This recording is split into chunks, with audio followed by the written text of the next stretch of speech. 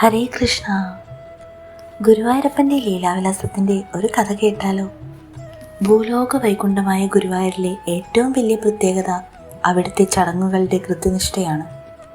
1300ഓളം വർഷങ്ങൾക്ക് മുമ്പ് ശ്രീ ശങ്കരാചാര്യർ ചിട്ടപ്പെടുത്തിയ പൂജാക്രമങ്ങളാണ് ഇപ്പോഴും അവിടെ അണുവിട തെറ്റാതെ നടക്കുന്നത്. ശങ്കരാചാര്യർ ശിവന്റെ അംശാവതാരമാണെന്നാണല്ലോ വിശ്വാസം. അദ്ദേഹത്തിന് ഭൂമിയിലൂടെയും യോഗബലം കൊണ്ട് ആകാശത്തിലൂടെയും സഞ്ചരിക്കാൻ കഴിയുമായിരുന്നു. ഒരിക്കൽ അദ്ദേഹം ആകാശമാർഗം ശൃംഗേരി പോവുകയായിരുന്നു. ഗുരുവായൂരിന് മുകളിലൂടെയായിരുന്നു യാത്ര. അപ്പോൾ താഴെ ഗുരുവായൂരിൽ ശിവേലി നടക്കുകയായിരുന്നു. എന്നാൽ ശൈവ തേജസ്സായ ആചാര്യൻ ഭഗവാനെ വണങ്ങാൻ കൂട്ടാക്കിയില്ല. ആചാര്യരുടെ അഹങ്കാരം ഭഗവാന് സഹിച്ചില്ല. അദ്ദേഹം ഒരു മാത്രം നേരത്തേക്ക് ശങ്കരാചാര്യരുടെ യോഗസിദ്ധി ഇല്ലാതാക്കുകയും ആചാര്യർ ഭൂമിയിലേക്ക് വന്ന് വീഴുകയും ചെയ്തു.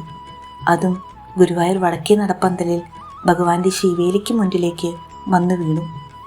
വീണതും ആചാര്യർക്ക് തൻ്റെ തെറ്റ് മനസ്സിലാവുകയും അവിടെ കിടന്നു തന്നെ ഗോവിന്ദാഷ്ടകവും നാരായണ ജപവും നടത്തി ഭഗവാനോട് മാപ്പിരുന്നു.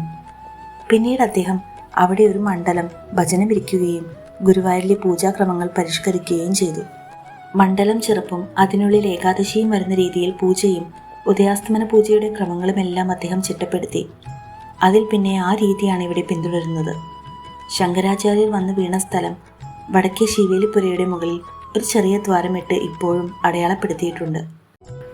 ശങ്കരാചാര്യരുടെ പ്രതിമയും ഇപ്പോൾ ആ ഭാഗത്തുണ്ട്.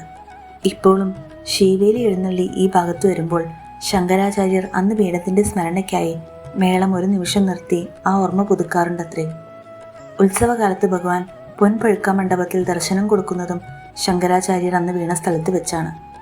വടക്കേ നടയിൽ വെച്ച് ഭഗവാനെ ദർശിക്കുന്നത് അതീവ പുണ്യമായി കരുതുന്നു. ഗുരുവായൂർ ക്ഷേത്രത്തിലെ വടക്കേ നട സ്വർഗവാതിലായി കണക്കാക്കപ്പെടുന്നു.